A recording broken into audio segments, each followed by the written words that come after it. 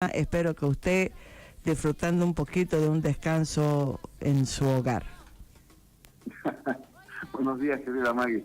Un gusto siempre estar en contacto con vos y con la gente que escucha tu programa.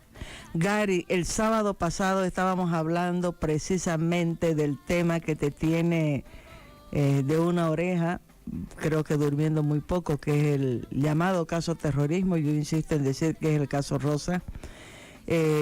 Y esta semana ha habido una noticia que ha sido la noticia de la semana, porque he visto increíble la repercusión que ha tenido en los medios tradicionales, pero también en las redes sociales, que es la detención domiciliaria concedida a Zvonko Matković después de, vos nos dirás cuánto tiempo de brega en esto, cuántas peticiones al tribunal aquí en Santa Cruz para que le concedieran medidas sustitutivas a Zvonko, que es uno de los procesados en el caso terrorismo y es uno de los 3 que están detenidos desde hace ya varios años en la cárcel. Sí, efectivamente, Marisita, lo que hubo esta semana fue el resultado de una apelación a una solicitud que fue negada por el tribunal que está juzgando a los acusados del caso terrorismo. El génesis de todo esto es que en el año 2010, cuando ya el fiscal Sosa llevaba un año investigando los hechos del Hotel Las Américas, del atentado a la cárcel Cardenal Terraza, se citó en la ciudad de La Paz a Zvonko Matković, hijo, para que prestara una declaración ante el fiscal con relación a este caso. El fiscal Sosa, en ese entonces el director de la investigación, consideró que habían elementos suficientes como para cautelar a Zvonko y lo llevó ante una jueza que le impuso una medida de detención preventiva en el penal de San Pedro. Eso fue el 19 de marzo del año 2010. Desde entonces, Zvonko ha estado en este penal y también a los 4 o 5 años pidió su traslado a esta ciudad donde se desarrolló ya el juicio propiamente como tal. Se lo cauteló por un motivo que se llama riesgo de obstaculización, porque entre los registros de sus llamadas telefónicas, Zvonko tenía algunas llamadas con el abogado Alejandro Melgar, quien había sido ya declarado rebelde porque no estaba en el país cuando ocurrieron estos hechos del atentado a la Casa del Cardenal, y no volvió porque el fiscal empezó a hablar de que era una persona vinculada al hecho terrorista. Años después fue aprehendido por la justicia uruguaya y guardó detención en espera de una extradición. Bueno, entonces Zvonko, por ese riesgo procesal de obstaculización, fue sometido a la extrema medida de detención preventiva. Una situación bastante rara, porque otras personas que tenían el mismo tipo de vínculo que Zvonko hubiera tenido, ni siquiera fueron acusadas, ni siquiera fueron imputadas, menos cauteladas, menos sometidas a prisión. Gente de una agrupación con la que Zvonko tenía relación, iba a La Paz, prestaba declaración y volvían sin ningún problema. Pero en el caso de Zvonko se aplicó esta medida extrema. Durante estos 8 años que han transcurrido prácticamente desde el 19 de marzo de 2010, Zvonko intentó durante 16 oportunidades que la justicia le otorgara medidas sustitutivas. En los primeros años ante jueces cautelares y en los últimos prácticamente 4 años y medio ante el Tribunal de Juicio. Y todas las ocasiones fueron negadas las solicitudes, se hizo apelaciones y las apelaciones también fueron negadas, se recurrió a acciones de libertad y también le fueron denegadas. Lo que fue demostrando es que había un ensañamiento particular contra Zvonko.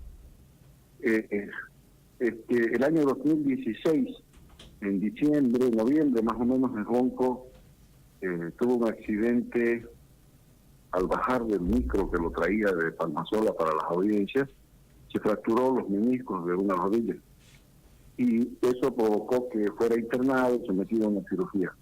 En ese entonces, Zvonko me dice que además de su problema que se le había presentado, él estaba sufriendo de dolores muy fuertes a nivel de la columna, porque ya de larga data él tenía hernia de disco. Entonces, aprovechando su internación y la cirugía para la rodilla, se le hicieron los estudios clínicos relacionados con esta dolencia, resultando que él tenía 2 hernias de disco y un desplazamiento de vértebra que estaba aprisionando el nervio ciático. ¿Cómo soportaba Svonko el dolor que significa este tipo de lesiones? Con el consumo diario de Celebrex, un analgésico fuertísimo, que tomaba 2 pastillas cada día e inclusive hasta 3 llega a consumir. Entonces, hechos los diagnósticos y con los informes médicos, le solicitamos al juez que le concediera la visita de un médico forense ahí en Palmasola para que con los estudios clínicos, con los informes médicos, el médico forense le informara al tribunal la condición en la que estaba y el tratamiento que se estaba recomendando, que son sesiones de fisioterapia diarias durante prácticamente un año, para tratar de recobrar la fortaleza de la columna que está tan afectada. El juez recibió esta información y mandó al médico forense, pero no mandó los certificados médicos ni los estudios clínicos. Reclamamos eso durante 3 meses, parece increíble, pero durante 3 meses le reclamamos al juez que le entreguen al forense los estudios clínicos para que haga una valoración completa, y el juez maniobraba para no hacerlo. Recurrimos a la justicia constitucional y finalmente el juez remitió los documentos al médico forense, el médico forense lo valoró, y en eso ocurrió el año pasado que la justicia uruguaya le negó al Estado boliviano la extradición del abogado Melgar. Con ese elemento, los colegas que copatrocinan a Svonko vinieron desde La Paz y plantearon una cesación basada en el hecho de que se había desvirtuado el riesgo procesal porque el doctor Melgar no iba a poder ser habido en Bolivia. El tribunal rechazó esa solicitud, se fue en apelación, se tardó muchísimo la apelación, se tuvo que recurrir a la justicia constitucional y en apelación fue rechazado. Ahí ya llegamos a noviembre del año pasado y volví a intentar que por la vía del estado de salud de Svonko se considerara una cesación. Así lo hice y en noviembre el Ministerio de Gobierno no se dejó notificar en Santa Cruz con el argumento que su domicilio es en La Paz para la audiencia de cesación. Una maniobrita de mala fe que nos hicieron los abogados del Ministerio de Gobierno. Entramos en la vacación judicial y solicitamos al tribunal de turno, porque nuestro tribunal entró en vacación, que viniera a Santa Cruz para hacer la audiencia de Svonko. El tribunal de turno resolvió venir, señaló fecha y hora, pero no le autorizaron los pasajes, se suspendió la audiencia. Y tuvimos que esperar que se acabe la vacación para que en enero planteáramos otra vez ante el tribunal de juicio. Así lo hicimos. Y el tribunal de juicio nos escuchó, negó la declaración de un testigo, llevamos a un médico neurólogo neurocirujano, para que atestigue el estado de la dolencia de Svonko y los riesgos que implica para él no tener un tratamiento, pero se atrasó 2 minutos en llegar el testigo y ya no nos permitieron su atestación. Y los abogados del Ministerio Público y del Ministerio de Gobierno, en contraposición a nuestro petitorio, fundamentaron que primero no se estaban desvirtuando los riesgos procesales por los cuales Svonko estaba detenido, cosa que nunca pretendimos ni planteamos. Nosotros nos fuimos por un tema de salud, no por un tema de desvirtuar riesgos. Y luego dijeron que los certificados médicos databan de hace un año, que no había actualización de los mismos y que por lo tanto el tribunal no podía resolver sobre la base de información no actualizada, no idónea. Como si fuera unos monigotes, los miembros del tribunal resolvieron contradictoriamente, sí, porque en los considerandos de su resolución establecían que Svonko había presentado certificados médicos, estudios clínicos, informes médicos forenses, que establecían su condición de salud. Pero la parte resolutiva decían que estos documentos no tenían actualización, no eran idóneos, y que como nunca había solicitado salidas de emergencia, Svonko, ni se había quejado de dolor, entonces no estaba enfermo.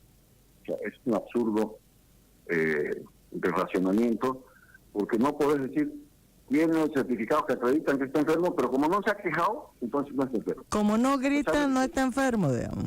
Claro, a pesar de que se les había dicho en la audiencia, se les había explicado sobre el consumo de analgésicos que disfrazan el dolor y que le permiten actuar con cierta normalidad. El Gonco no puede estar mucho tiempo sentado, no puede estar mucho tiempo parado, tiene dolor, pero está reducido por los analgésicos. Se les explicó esto con detalle en la audiencia, fueron casi 2 horas de fundamentación que hice en esa audiencia y bueno, nos la rechazaron.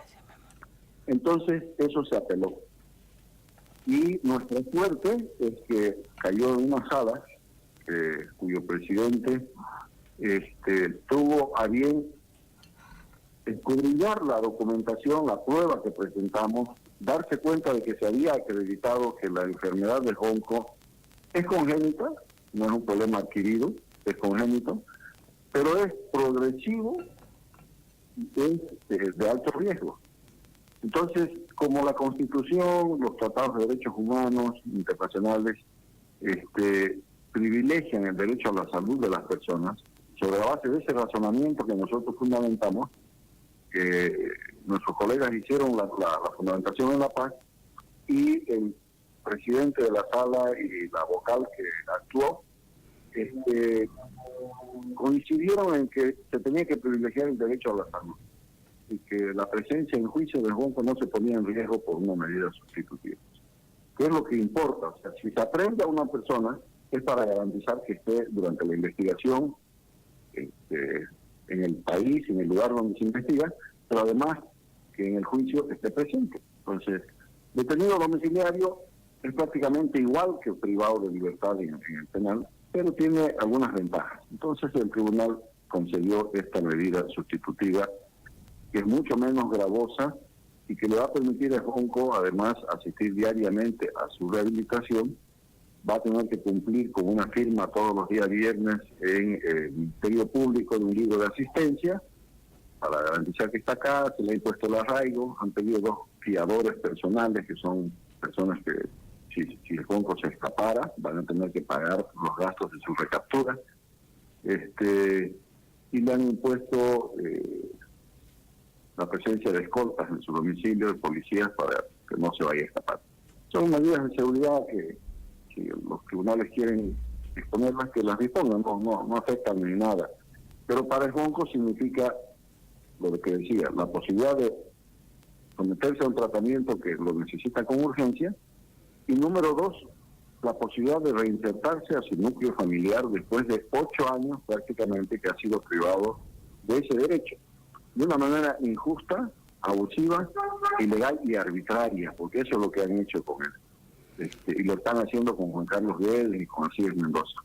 Entonces ya el tratado o la Convención Americana de Derechos Humanos que ha utilizado el presidente Morales para que le permitan reelegirse eternamente, en su artículo 8º, numeral 2, establece que una persona sometida a prisión preventiva tiene derecho a que después de un tiempo razonable se le otorguen medidas que aseguren su presencia en juicio con la investigación, pero que ya no restrinjan su derecho a la libertad de una manera ominosa como es la prisión. Porque la prisión de un inocente, y así es como debe ser visto el Gonco, como deben ser vistos los procesados en este y en cualquier caso, es una persona inocente ante los ojos de la justicia, hasta que no se pruebe lo contrario y se lo sentencie. Una persona inocente no tiene por qué pagar una pena anticipada si no ha sido condenado. Entonces, ese razonamiento se lo rechazó tantas veces, y en esta ocasión, gracias a una desgracia, mira, lo feo que suena, el Tribunal de Apelación ha tenido a bien darle esta ventaja al Gonco, que en algo va a reparar los tantos años que le han quitado de su vida de familia, de su vida en sociedad. Si bien no va a poder salir a eventos sociales, etcétera, pero sí va a poder recibir sin restricciones a quien quiera en su domicilio. Y eso ya es una forma de recuperar parte de lo que le han quitado. Creo que es importante remarcar algunos datitos. Primero, 19 de marzo de 2010 es cuando lo cautelan a Gonco y desde entonces está preso. Primero en La Paz, después de 5 años logra su traslado a la cárcel de Palmasola en Santa Cruz. Me decís, Gary, 16 oportunidades para pedir medidas sustitutivas, 16, todas ellas rechazadas. Tercer elemento, este es un proceso que está en curso desde hace 9 años, no hay sentencia, está llena de maniobras y de dilaciones porque estamos acompañando el proceso, no me estoy inventando nada. Además, yo creo que la gran mayoría de la gente que nos escucha sabe que esto no es un invento, ¿no? Quienes acompañamos el proceso sabemos. Dilaciones que alargan y parece que nunca va a terminar. Solo 3 estaban presos, Esbonco Matkovic, Alcides, ¿es Alcides? Mendoza y Juan Carlos Guedes, ¿no? Todavía Guedes y Mendoza siguen en la cárcel y hay que preocuparse también por ellos. Y cuarto elemento, que es algo que yo decía, veía en las redes sociales, sí, digamos, hay mucha gente que ni lo conoce. Yo hablé con Esbonco, le digo, mucha gente que ni lo conoce, Esbonco Matkovic estaba en las redes celebrando esta medida sustitutiva, pero a la vez yo tenía un saborcito amargo, Gary, porque digo, es increíble cómo nos hemos acostumbrado tanto al abuso, que una gotita de justicia parece que fuera así, que no hemos sacado el gordo de la lotería, más o menos, ¿no? O que no hemos ganado el pase al cielo de manera directa. Que la gente tiene que saber que no es que Esbonco Matkovic Rivera está libre, que lo han liberado. Sigue en el proceso, va a tener arresto domiciliario, vos bien decía, con todas las restricciones que tiene, porque creo que no le han dado este beneficio de arresto domiciliario, no le permite a Esbonco trabajar, ¿o le permite? No, pero esto también es porque no lo hemos solicitado. Es incongruente que pidas permiso para trabajar si lo que estás reclamando es que estás enfermo. Entonces, no íbamos a cometer el error de pedir algo incongruente. Claro. Hemos hecho un pedido basado en un dato cierto, verdadero, comprobado, con documentación y con certificaciones, pero no queremos abusar de ello. No se trata de tomar la ventana de oportunidad y decir, bueno, ahora nos metemos con todo y pedimos irrestrictas. No se trata de eso. El Esbonco no está en condiciones de trabajar. Tiene que dedicarse con mucho ahínco, con mucha inteligencia a recuperar su salud. Porque si él no cumple con un buen tratamiento, el médico lo ha dicho en una de las certificaciones, es candidato a una cirugía triple para descomprimir los 2 discos herniados y para fijar la vértebra que se ha desplazado. No es una operación sencilla, le tienen que poner unos fierros entre vértebras para la que se movió vuelva a su lugar. Es una operación cara, de riesgo y compleja. Entonces, para evitar eso, tiene que hacer el tratamiento. Y si no hace el tratamiento, puede ser inclusive que la cirugía sea tardía y él pierda la movilidad de las piernas. Entonces, hemos estudiado este caso para fundamentarlo ahí en la audiencia. Teníamos hasta videos para mostrarle al tribunal, que no nos permitieron hacerlo, cómo es el tipo de lesión que tiene Esbonco. Entonces, no correspondía pedir trabajo desde ningún punto de vista. Ahora, claro, vos estás diciendo no podíamos abusar de una medida, de una petición, ¿no? Y digo yo, oye, y el abuso que están sufriendo Esbonco, Guedes, Mendoza y la otra gente que aunque no está en la cárcel, sigue en este viacrucis. Sé que se viene una semana de audiencias en el proceso. Justo el sábado lo conversábamos con vos, Gary.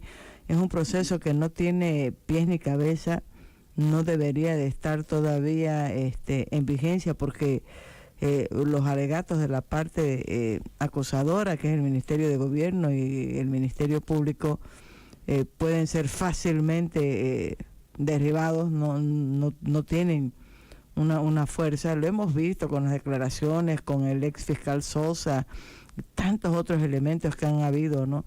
Ahora es verdad, es un alivio, por lo menos va a estar en casa con los cuidados que merece, siguiendo el tratamiento médico que merece. Y decía yo, Milan, ¿cuántos años tiene Gary? Milan es el hijo de Esbonco Matkovic. Milan debe tener 10 años. 9 años. Tenía un añito cuando... Tenía un año, fue, ¿no? Ese niño tiene cerca de 9 para 10 años. Y resulta que después de todo este tiempo, recién va a poder estar con su padre, compartiendo de verdad como corresponde. Sí, por lo menos va a poder verlo en su casa todos los días, pasar los fines de semana con su padre, o sea, estar haciendo una vida familiar que se le había privado a este niño, ¿no? Que además saltó a la fama mundial cuando le escribió una carta a Papa Francisco en su visita a Bolivia, pidiéndole que lo ayude a que su padre sea liberado. Una carta que le nació al niño, no es que se la dictó nadie, que en su propia redacción uno se da cuenta que es el concepto que tiene un niño de su padre y la forma en que se dirige al santo padre Francisco, pidiendo por su libertad. Eso fue una carta que dio la vuelta al mundo, ¿no? Y que emocionó a muchísimas personas. Ahora, Gary, para que la gente también tenga en claro, ¿Esbonco dónde está en este momento? Todavía está en el penal de Palmasola, porque para acceder a la salida tiene que cumplir con el arraigo y tiene que cumplir con la presentación de los testigos y la verificación de su domicilio.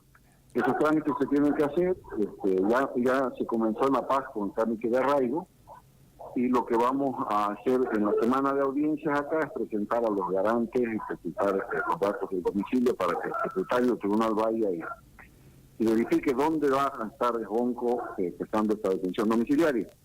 Eso tiene dos riesgos.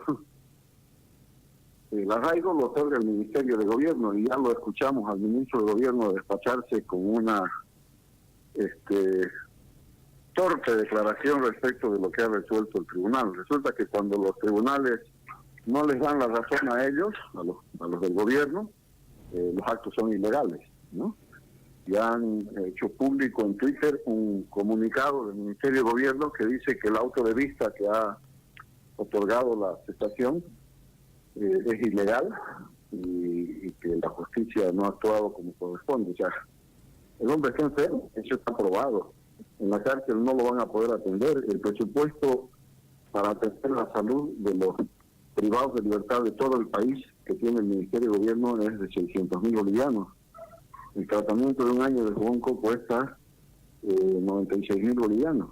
Entonces, no se va a gastar la sexta parte de su presupuesto en un solo privado.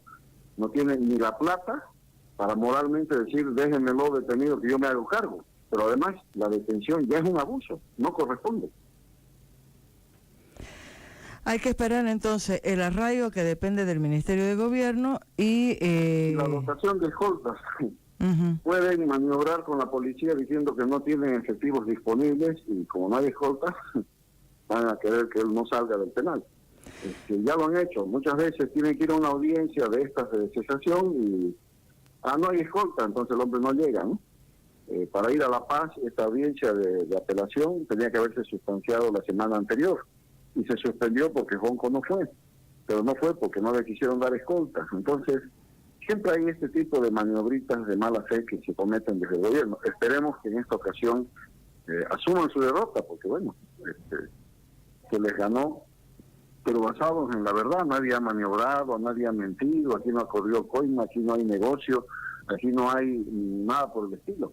Aquí lo que ha habido es fundamentar adecuadamente una situación de salud que pone en riesgo a la vida de Esbonco y que el Tribunal de Alzada ha visto conveniente otorgar esta medida. En todo caso, hay que seguir atentos, Gary.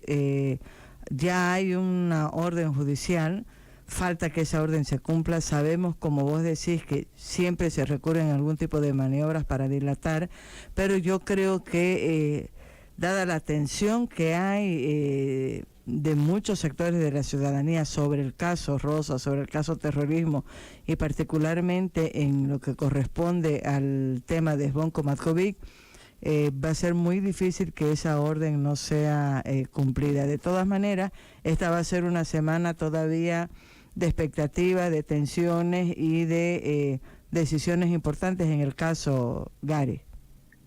Sí, así es, vamos a estar trabajando para que se cumpla esa orden judicial y esperemos que no nos maniobren como suelen hacerlo, para que Esbonco, digamos, a más tardar el fin de semana, el viernes de la próxima semana, pudiera ya constituirse en el domicilio de sus padres y el siguiente lunes comenzar su trabajo de fisioterapia, que es lo que es urgente, necesario e imprescindible para él. Querido Gary Prado Araúz, yo te agradezco muchísimo por este contacto. Mira, ha sido realmente muy importante porque creo que tu explicación me ha dejado mucho más claro la figura de todo lo que yo estuve viendo. Las notas eran muy vagas, muy superficiales, hablaban simplemente del fallo, pero vos nos has puesto en antecedentes cómo ha venido siendo el caso de Sbonco, las razones bien sostenidas que han tenido ustedes que tienen que ver con el tema de salud y la urgencia de seguir atentos al caso porque dadas las declaraciones del ministro Carlos Romero, uno tiene que pensar que pueden insistir en querer continuar forzando dilaciones o postergando decisiones como la que ha tomado el Tribunal de la Paz. Gracias, Gary Prado. Gracias, Mario. Un gusto siempre conversar con vos. Saludos. Ha sido el contacto telefónico con Gary Prado Araúz, abogado. Me parece súper interesante todo lo que nos ha explicado, ¿no? Yo creo que así también nosotros ayudamos a la audiencia a que tenga una buena información de qué es lo que está pasando